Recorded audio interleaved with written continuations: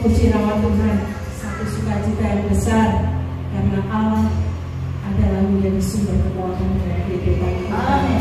Jadi kita datang dengan segala pertumbuhan hidup kita. Kalau kita tahu bahwa Allah sumber segalanya, Allah sumber syukur bagi kita. Segala puji syukur bagi Tuhan.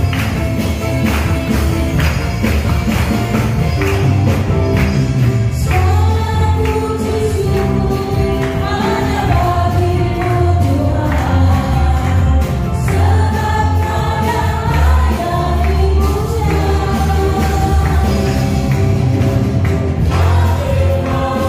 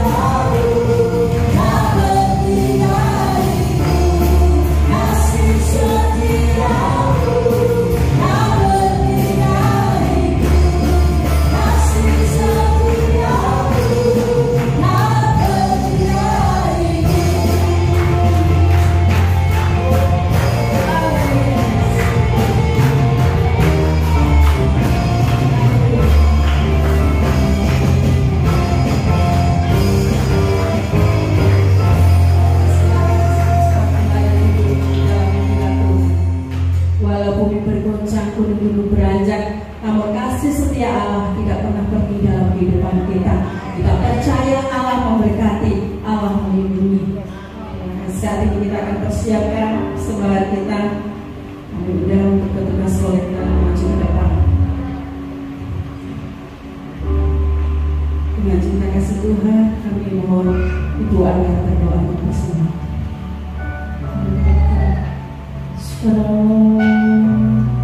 Terima kasih Tuhan, saat ini kami merasakan hadirat, merasakan sukacita yang datangnya dari Engkau. Terima kasih. Sebentar kami akan mengumpulkan persembahan. Kau sucikan, Kau kuduskan persembahan yang kami kumpulkan Tuhan, untuk kemuliaan nama-Mu. Di dalam nama Tuhan Yesus kami berdoa. Haleluya. Amin.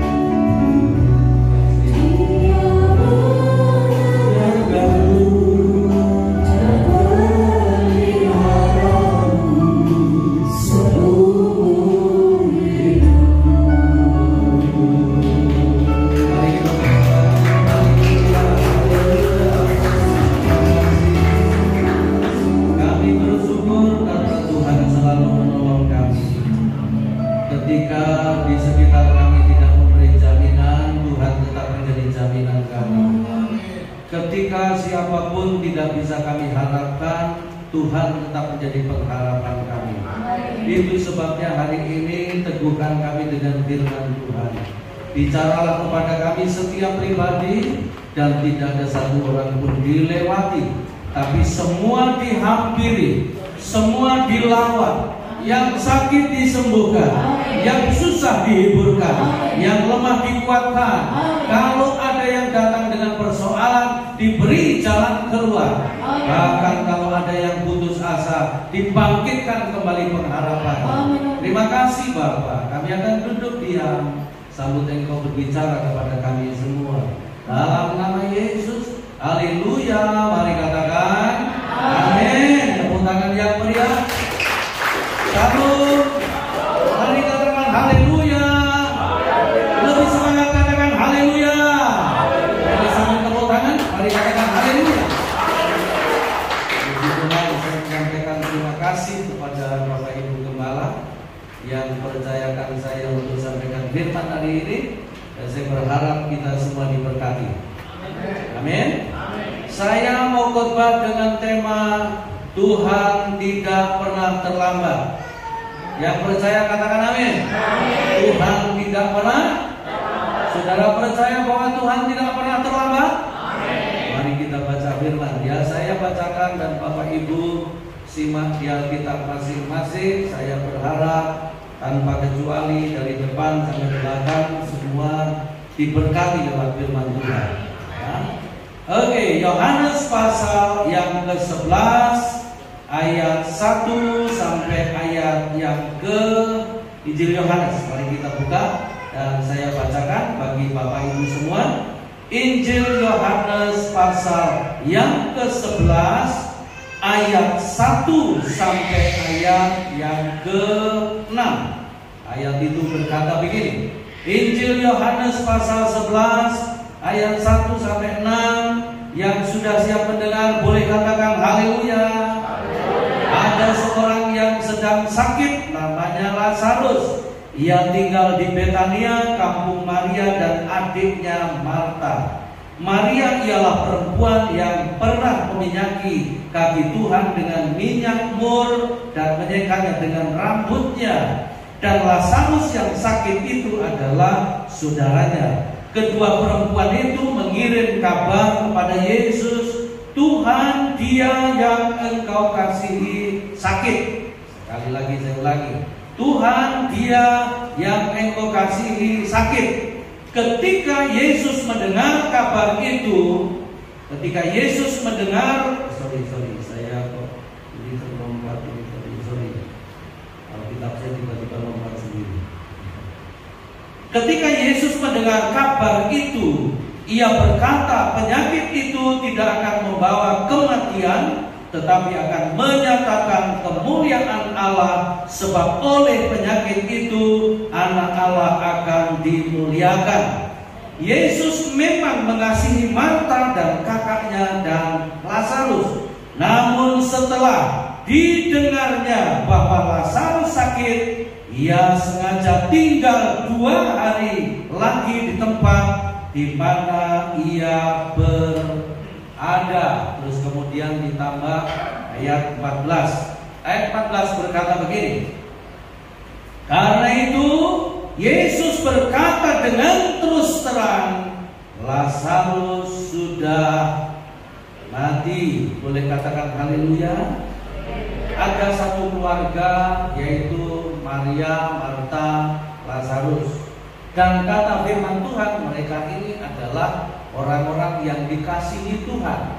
Tapi kemudian Lazarus sakit. Nah, ini berita penting buat kita, bahwa orang yang dikasihi Tuhan itu dijamin, tidak ada persoalan. Orang semuanya, baik orang dunia maupun orang percaya, hidup ini pasti ada persoalan. Yang setuju katakan amin.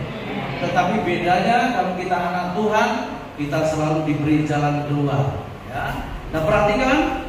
Lalu kemudian 2 perempuan itu, kata firman Tuhan, kirim kabar kepada Yesus. Ya. Waktu itu belum ada WA, belum ada telepon. Ya. Tapi kata firman, beritanya itu nyampe kepada Yesus. Tapi begitu nyampe kepada Yesus, kata firman Tuhan, begitu Yesus mendengar bahwa Lazarus sakit, nah kata firman Tuhan tadi, Yesus tidak segera datang kepada Lazarus itu, malah menunda 2 hari di tempat di mana dia berada. Lalu kemudian ayat yang ke-14 tadi dinyatakan bahwa Lazarus sudah mati. Nah, saya mau tanya sama Bapak Ibu, terlambat gak? Saya yakin saudara kalau mau ngomong terlambat takut ditakut sama malaikat. Ya? Saya mau katakan Yesus terlambat. Yesus terlambat. Kenapa? Kenapa nggak segera datang terus dijamah selesai sembuh gitu, ya kan? Terlambat dia. Tapi saya mau katakan begini, Yesus boleh terlambat datang, tapi Yesus tidak pernah terlambat menolong. Boleh katakan amin? Biar menurut ukuran manusia Yesus terlambat datang, tapi Yesus selalu tepat pada waktunya menolong kita semua. Kita mau belajar begini sekarang. Kenapa sih kok Yesus tidak segera jamah, Yesus segera nggak tolong, Yesus segera nggak jawab doa gitu? Ya? Nah, kalau sekarang ini ada doamu yang belum dijawab dan mungkin sudah lama berdoa belum dijawab juga, jangan dibuat. Terus saudara ngomong begini, kayaknya bukan kehendak Tuhan ini, terus berhenti berdoa. Sudah, hari ini saya mau katakan, ambil lagi itu doa, karena Tuhan tidak pernah terlambat menolong kita. Boleh katakan amin? Nah, pelajarannya begini Bapak Ibu, saya mau bicara simpel, yang penting nanti saudara nangkep pesannya, terus pulang lebih lega gitu ya. Saya lihat ada ini beberapa orang wajahnya tertekan banget, kurang sukacita. Hari ini saya mau begitu saya sampaikan firman, Anda dapat kepastian, walaupun belum ada jalan keluar hari ini, tapi hatimu sudah bersukacita karena percaya bahwa Yesus pasti tolong kita tepat pada waktunya. Boleh katakan amin? Nah, kenapa Yesus berlambat-lambatan? Kenapa Yesus gak segera tolong? Kenapa Yesus gak segera menjawab doa? Alasannya 3 hal. Alasan Yesus tidak segera menolong, Yesus tidak segera menjawab doa kita. Alasan pertama, mari kita lihat di ayatnya yang kenapa Yesus gak segera menolong kita. Alasan pertama adalah ayat yang keempat. Ayat 4 itu berkata begini, ketika Yesus mendengar kabar itu, ia berkata, penyakit itu tidak akan membawa kematian, tetapi akan menyatakan kemuliaan Allah. Sebab oleh penyakit itu anak Allah akan Jadi alasan pertama kenapa Anda tidak segera ditolong, supaya nanti kalau ditolong hanya Tuhan yang dipermuliakan. Boleh katakan amin? Jadi alasan pertama kenapa Yesus nggak segera ulurkan tangan, kenapa Yesus nggak segera jawab doa, kenapa Yesus nggak segera sembuhkan. Alasan pertama, supaya Tuhan dipermuliakan. Jangan sampai nanti begini, begitu Anda berdoa langsung dijawab, terus mulutmu ngomong begini, untung saya doanya sungguh-sungguh, makanya gak ditolong sampai sekarang. Untung saya doanya khusyuk, untung saya sertai puasa, makanya dibiarkan sampai sekarang. Ya? Gitu. Jangan sampai ketika Anda Tuhan ulurkan tangannya lalu beri jalan keluar, terus mulutmu berkata begini, untung saya ketemu bapak ini, untung saya ketemu ibu ini, untung saya kesini. Tapi Tuhan mau supaya setiap pertolongan yang terjadi hanya Tuhan yang dipermuliakan. Boleh katakan amin?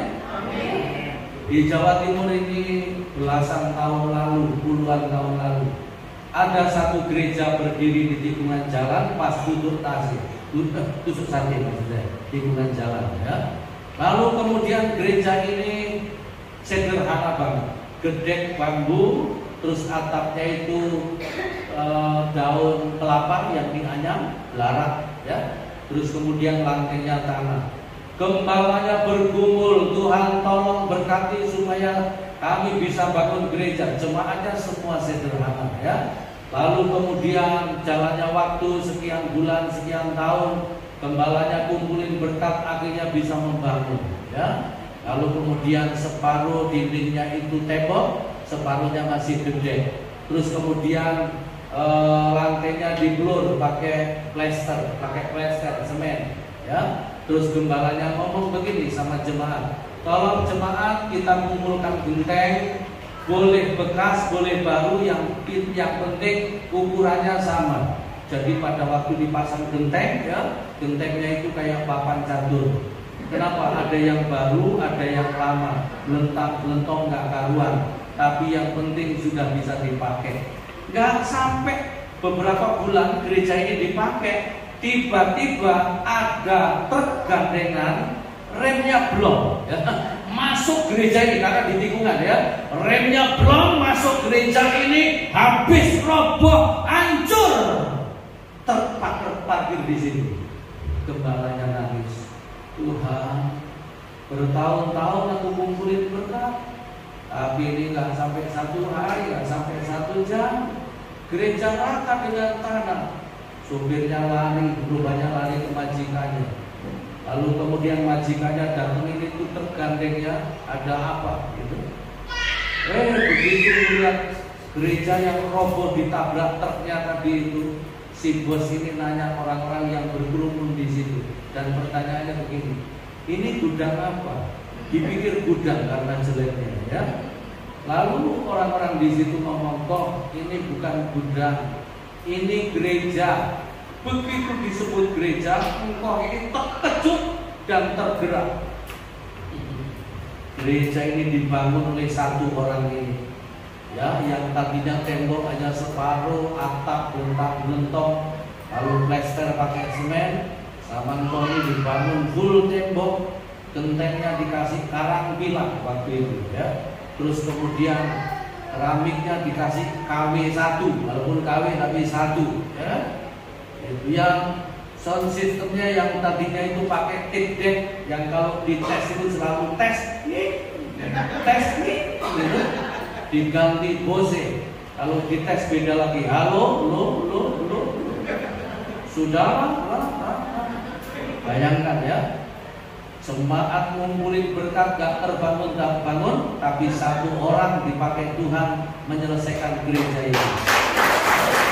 Tapi kadang-kadang begini, saudara-saudara, Tuhan gak butuh banyak orang, 1 orang pun bisa. Kenapa? Karena kalau terlalu banyak orang, rapatnya ribet, gak ada keputusan. Bolak-balik rapat berantem, bolak-balik rapat hanya habis konsumsi, gak ada keputusan, ya? Bilang sebelahku persis kita. Gak usah, ya kan? Daripada bolak-balik rapat dan gak ada keputusan, tangani sendiri kalau mampu. Boleh katakan amin? Akhirnya Tuhan dipermuliakan. Kenapa sih kita kadang-kadang nggak berhasil gitu? Karena Tuhan mau sampai hatimu siap, ketika diberkati mulutmu hanya berkata Tuhan yang dipermuliakan.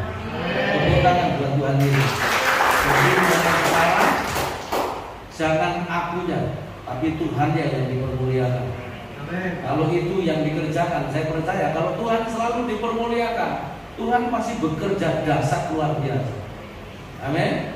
Jangan andalkan orang, jangan andalkan siapa-siapa, tapi hanya Tuhan yang diandalkan, dan Tuhan juga yang dipermuliakan. Yang kedua, kenapa nggak segera ditolong? Nah, yang kedua, mari kita lihat ayatnya yang ke-15. Ayat 15 berkata begini, tetapi syukurlah aku tidak hadir pada waktu itu, sebab demikian lebih baik bagimu, supaya kamu dapat belajar percaya. Nah, sampai di sini. Kenapa nggak segera ditolong? Kenapa nggak segera dijawab doa kita? Yang kedua alasannya, supaya kita belajar percaya. Loh, sudah percaya loh Pak, sama bilang. Karena Tuhan yang melihat Anda percaya atau enggak. Nah gitu. Kalau sampai hari ini doamu belum dijawab, kalau sampai hari ini persoalanmu belum diberi jalan keluar, karena Tuhan mau Anda belajar percaya. Boleh katakan amin? Percaya yang seperti apa? Nah, saya membaca kitab Injil 4. Injil itu saya baca bolak-balik. saya menemukan ada 3 jenis percaya. Nah, Anda boleh pilih nanti jenis yang mana. Kuasanya sama, tapi jenisnya aja beda. Jenis yang pertama adalah ada percaya pasti jadi. Percaya pasti jadi. Ini jenis pertama. Percaya pasti jadi. Di mana itu? Itu ada di Matius pasal yang saya lupa, Matius 8 ya. Ada perwira datang kepada Yesus, terus kemudian ngomong, Tuhan, tolong di rumah hambaku sedang sakit. Lalu Yesus ngomong, mari ke rumahmu, aku akan sembuhkan hambamu. Ternyata perwira ini ngomong begini, gak usah Tuhan, dari sini saja Tuhan katakan sesuatu, aku percaya hambaku di rumah pasti sembuh. Ya? Terus Yesus ngomong begini, ulanglah, jadilah seperti yang kamu percaya. Saya ulangi sekali lagi, ulanglah, jadilah seperti yang kamu percaya. Ya, itu Matius 8 ayat 13. Ulanglah, jadilah seperti yang kamu percaya. Pulang sampai di rumah hambanya sembuh pas Yesus ngomong tadi jamnya. Ya. Jadi ternyata ada jenis percaya pasti jadi, Bapak Ibu. Jadi kalau saya katakan kira-kira begini, ada jenis percaya pasti jadi, tapi Ayub pasal 3 ayat 25. Tuh, ulanglah, jadilah padamu seperti yang kamu percaya. Gitu. Tapi di dalam Ayub pasal 3 ayat 25 berkata begini, apa yang aku takutkan itu yang mendatangi aku, dan apa yang aku cemaskan itu juga yang menimpa aku. Artinya begini, takut juga jadi. Jadi ada prinsip begini, percaya pasti jadi, takut juga pasti jadi. Jadi kita tinggal pilih, takut atau percaya. Percaya pasti jadi, takut pasti jadi. Ada orang baru masuk angin aja sudah ketakutan, bolak-balik pegang dadanya, ya? Kayaknya jantung. Padahal baru masuk angin, asal gak enak suntep begitu, kayaknya jantung. Jantung, jantung, 3 bulan jantung itu. Kenapa? Karena takut pasti jadi. Jadi Anda tinggal pilih sekarang. Takut pasti jadi, percaya pasti jadi. Oleh sebab itu kita harus berani buang takut dan sekarang kita pilih percaya. Ya, karena begini prinsipnya, iman akan mendatangkan kekuatan, kekuatan akan mendatangkan keberanian, keberanian akan menghasilkan kemenangan. Saya ulangi sekali lagi, iman akan menghasilkan kekuatan, kekuatan akan menghasilkan keberanian, keberanian akan menghasilkan kemenangan. Tapi pembunuhnya takut. Itu. Mulai sekarang percaya pasti jadi. Boleh katakan amin? Kali waktu saya melayani KKR di satu kota, terus saya lihat ada suami istri berlutut waktu kapal, suami istri. Saya turun di sebelah kanan mimbar. Saya tanya, apa yang saya bisa doakan? Tolong Pak Pendeta, tolong Om. Dia bilang, kami nikah sudah 5 tahun belum punya anak. Nah, sebab di tempat lain ada juga 5 bulan diberkati sudah beranak, ya. Ini 5 tahun, berarti ini lebih benar, ya kan? Kalau 5 bulan berarti bibit unggul itu, ya. Makan sebelum berdoa, artinya ya. Terus saya ngomong, apakah kalau saya berdoa kamu percaya kamu bisa punya anak? Percaya Om. Oke, saya doakan. Setelah saya doa, saya ngomong, kalau kamu percaya tahun depan kamu punya anak. Amin, kami percaya. Jadi percaya itu harus dikatakan. Boleh katakan amin? Perkatakan kepercayaanmu, maka itu akan jadi. Nah, tahun depan bulan Oktober saya melayani di Wisma Indosmed di Jakarta. Begitu masuk parkiran, ya, HP saya bunyi. Ternyata dari istri yang saya doakan tadi. Dia WA saya begini, Father, dia pakai Father. Terima kasih ya buat doanya, buat supportnya. Cuma mau kasih kabar, saya hamil. Dan hari ini saya sedang ngidam-ngidamnya. Saya balesin, anakku gak usah takut, sebab yang menghamilimu jelas. Kamu terus berdoa supaya kamu dapat anak yang terbaik.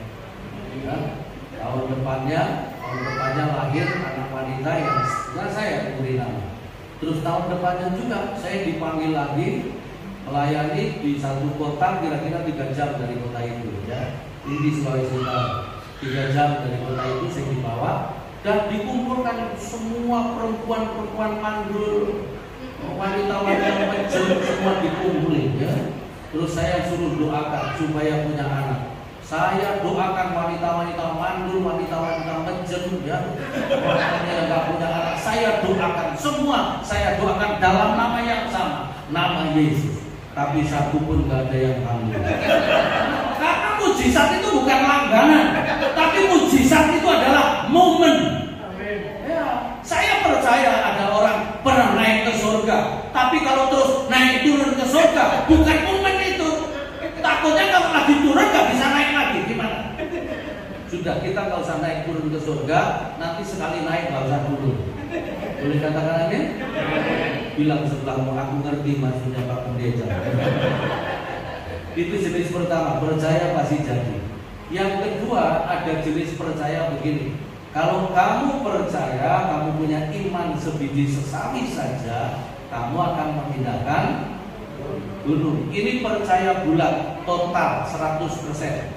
Itu ada di Matius pasal 17 ayat 20 ya. Kalau kamu punya iman bulat, ya, nggak ada ujung pangkalnya, totalitas percaya, nggak ragu, mujizat pasti terjadi. Ya, kamu bisa memindahkan gunung. Nah, saya mau kasih tahu, Anda tinggal pilih mau percaya pasti jadi atau percaya total, nggak ragu sama sekali. Sebab orang ragu itu Bapak Ibu mudah jatuh. Bahkan orang ragu itu justru cenderung lebih cepat kehilangan hikmat daripada dia punya hikmat. Sekali waktu ada pendeta di Jawa Tengah ya, berat badannya 130 sekian, hampir 140 kilo.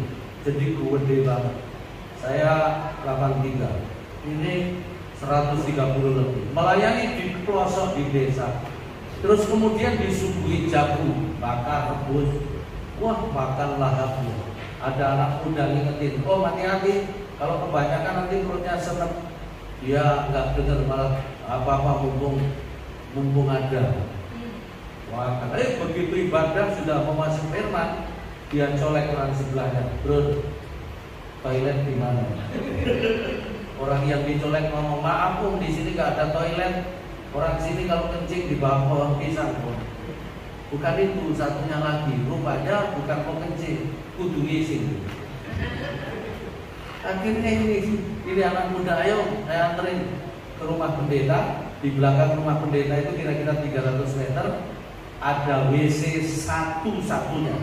Jadi kampung itu WC-nya cuma satu-satunya. Hanya kubangan, dikasih 2 batang bambu, digedekin keliling. Jadi nggak ada atapnya, betul-betul transparan.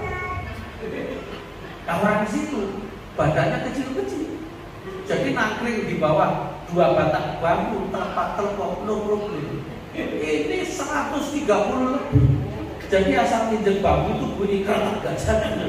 Ganti kaki kanan keretek gak jadi.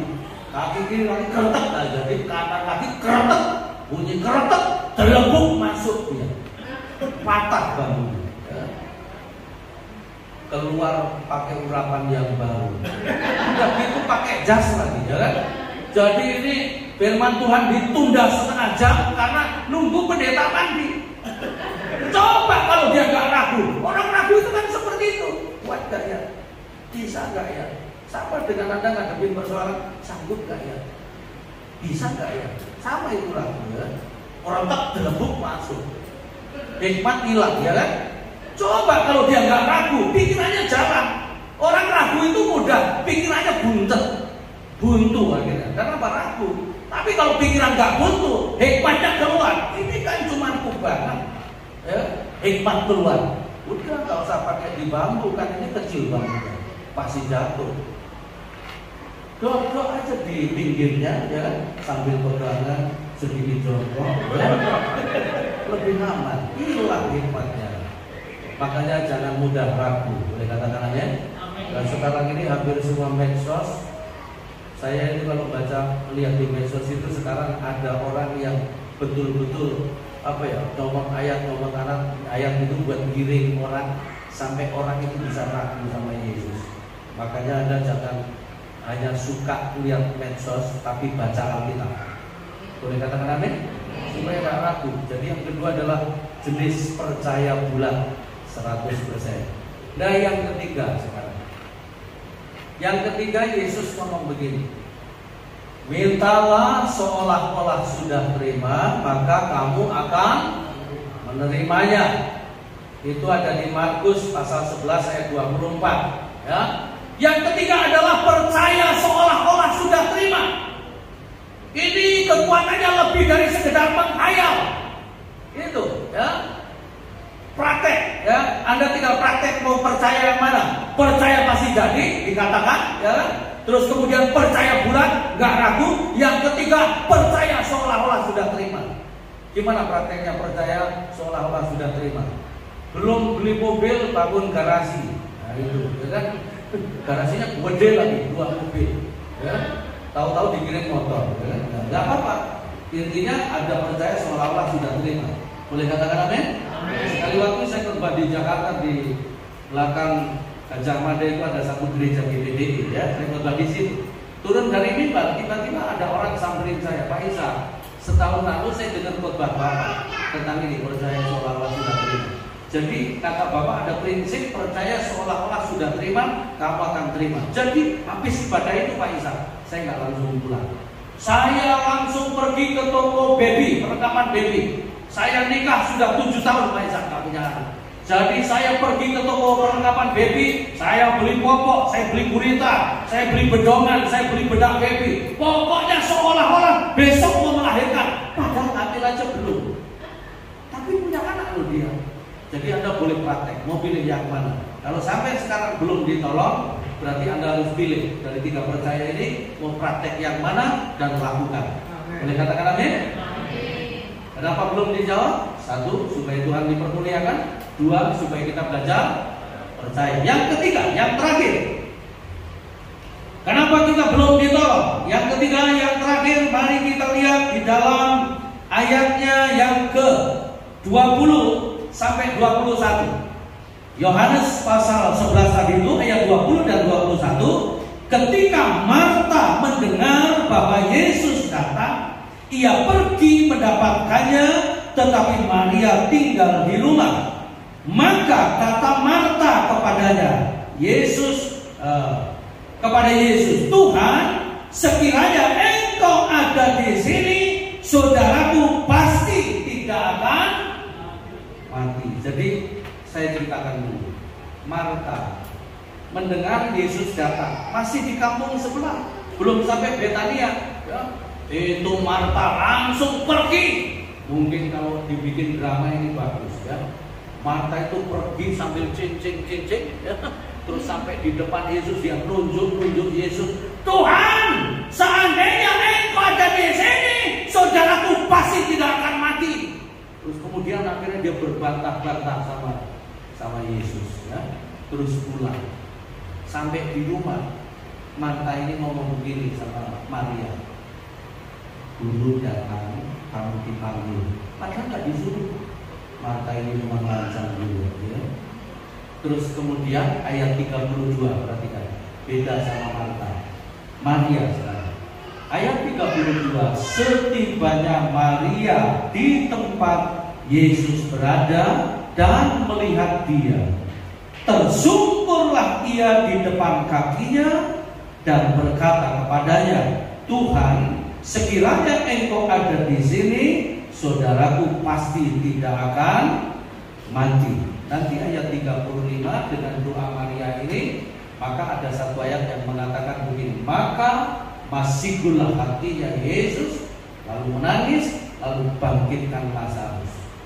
Jadi gini, beda sama Maria, Marta. Kalau Marta tadi ngoncok, terus kemudian sambil kayak melabrak begitu, tapi Maria enggak. Maria jalan diikuti banyak orang sampai di depan Yesus, tersungkur melihat Yesus. Setelah pasti itu Yesus, dia tersungkur, baru mulutnya ngebuka. Tuhan, kalimatnya sama. Tuhan, seandainya Engkau ada di sini, saudaraku pasti tidak akan mati. Cara Marta sama Maria beda.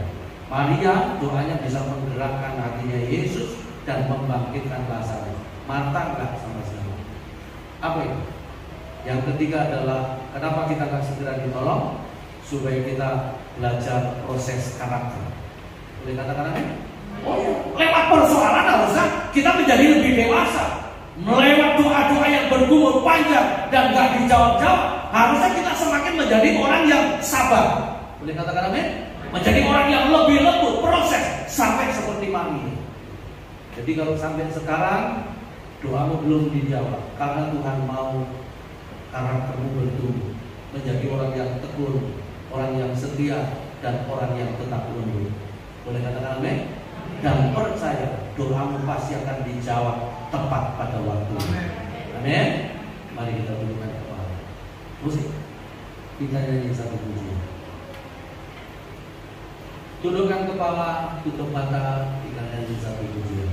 Ku tak akan pernah menyerah pada apapun dunia. Kita tundukkan kepala, kita tutup mata. Kita renungkan firman sejenak. Kita bawa hidup kita sepenuhnya. Ku tak akan.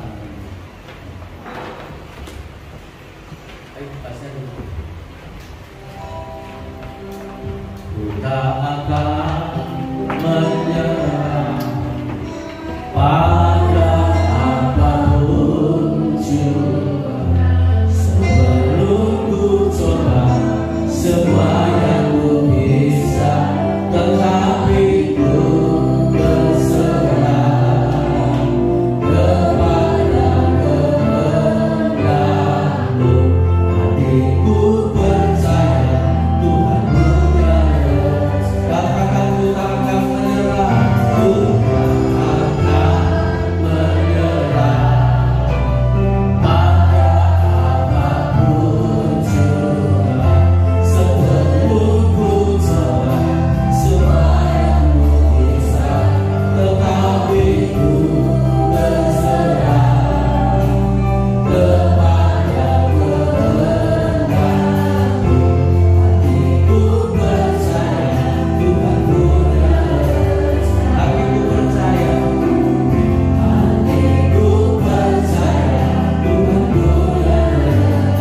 Hatiku percaya, hatiku percaya Tuhan punya rencana. Mari kita berdiri, haleluya. Siapa di antara Bapak Ibu yang sampai sekarang ini doamu belum dijawab? Jangan putus asa, jangan menyerah, tapi tetap berdoa. Siapa yang sekarang ini bawa pergumulan dan pergumulanmu sudah lama, doamu belum dijawab? Anda boleh angkat tangan, saya doakan dari sini. Bapak Ibu lihat anak-anakmu yang mengangkat tangannya kepadamu, mereka butuh Tuhan. Ulurkan tanganmu dan pegang tangan mereka, tuntun mereka berjalan, melewati semua persoalannya, menghadapi semua masalah hidupnya, dan Tuhan akan memberi jalan keluar tepat pada waktunya. Bimbang, ragu, khawatir, takut, itu semua bukan berasal dari Tuhan, tapi dari kuasa kegelapan yang coba melumpuhkan mereka. Itu sebabnya semua bimbang, ragu, khawatir, takut, kami patahkan itu dalam nama Yesus.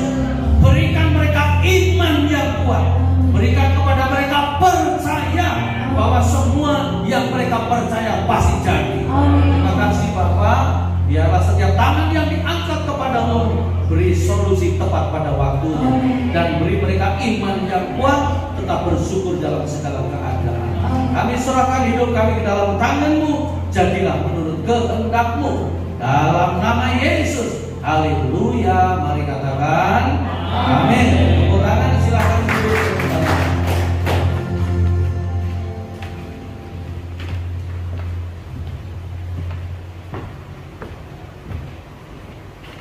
Shalom. Semua diberkati Tuhan pada pagi ini. Saya mau bertanya, siapa di antara jemaat Tuhan ketika Bapak Ibu dengar firman Tuhan, ada sesuatu yang menggerakkan dalam hati saudara? Pulang dari tempat ini, saudara akan menerima mujizat Tuhan. Tetapi beranikah kita bertindak untuk percaya kepada Tuhan, sekalipun itu belum terjadi. Tetapi seolah-olah itu sudah terjadi. Saya percaya seluruh jemaat Tuhan diberkati Tuhan. Kami mengucapkan banyak terima kasih atas hambanya Bapak Pendeta Isaturus yang jauh datang dari Jakarta. Kiranya Tuhan memberkati pelayanan hambanya dimanapun hambanya berada. Bahkan Tuhan memberkati keluarga, rumah tangga, anak cucu menantunya diberkati Tuhan. Mari kita, mungkin ada pengumuman.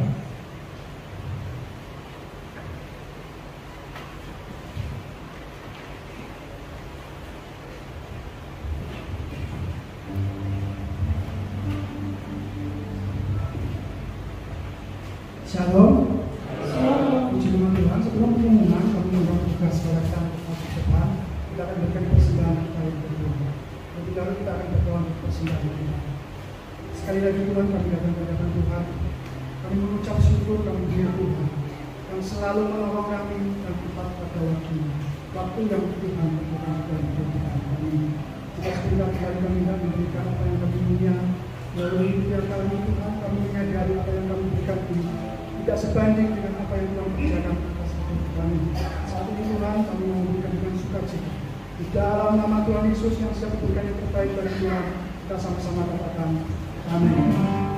Untuk pengumuman total ibadah dalam sepekan, untuk hari Senin 25 Maret 2024, ibadah kaum wanita dimulai jam 17 atau jam 5 sore. Kemudian hari Selasa 26 Maret 2024, doa puasa dimulai jam 10 pagi. Kemudian Rabu 27 Maret 2024, ibadah tengah minggu dimulai jam 18 atau jam 6 sore. Adapun para pelayan untuk hari Rabu, WL-nya Bapak Yoga, singernya Bu Hana, Bu Bob, dan Bu Leni. Untuk penerima tamu, Bapak Prayogo dan Bapak Bagus. Untuk multimedia Yona, untuk kolektan Bu Yoyo dan Bu Gendro. Untuk Jumat 29 Maret 2024, ibadah Jumat Agung dimulai jam 9 pagi. Kemudian hari Sabtu 30 Maret 2024, ibadah Yud sementara waktu diliburkan. Kemudian Minggu 31 Maret 2024, ibadah raya dimulai jam 9 pagi. Dan setelah ibadah ini selesai, kita akan latihan pujian untuk Jumat Agung dan Paskah. Demikian pengumuman, kembali kami mengundang Bapak Ibu Bupati berdiri. Kita akan sedangkan kita akan berdoa pujian. 2, 3. God is good all the time, and all the time God is good. Tuhan Yesus dulu. Kita akhiri ibadah pada pagi hari. Bapa, kami mengucap syukur dan terima kasih kalau Tuhan telah pimpin kami dari awal, pertengahan, sampai pada akhir. Kami rasakan lawatan Allah terjadi di saat firman Tuhan disampaikan. Bukan secara kebetulan kalau pada pagi hari ini Tuhan kirimkan hamba-Mu Bapak Pendeta Isaturus dari Jakarta, tetapi Tuhan punya rencana yang indah dalam kehidupan kita.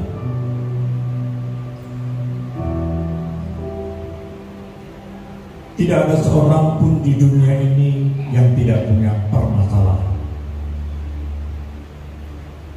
Setiap manusia yang hidup pasti punya masalah. Pagi hari ini kami rasakan hadirat Tuhan ada dalam hidup kami. Dan firman-Mu benar-benar menyentuh setiap hati kami. Mungkin hari-hari ini ada di antara jemaat yang hampir putus asa. Bertahun-tahun Bapak Ibu berdoa, tetapi tidak pernah ada jawaban dari doa itu. Sepertinya Bapak Ibu merasa, kenapa Tuhan tidak pernah menolong saya? Tetapi firman Tuhan mengingatkan kembali dalam kehidupan kita. Bukan berarti Tuhan tidak mau menolong. Bukan berarti Tuhan terlambat untuk melakukan semuanya ini. Tetapi Tuhan tidak pernah terlambat untuk menolong saudara. Sebab itu pagi hari yang indah ini Tuhan, kenapa doa kami belum dijawab?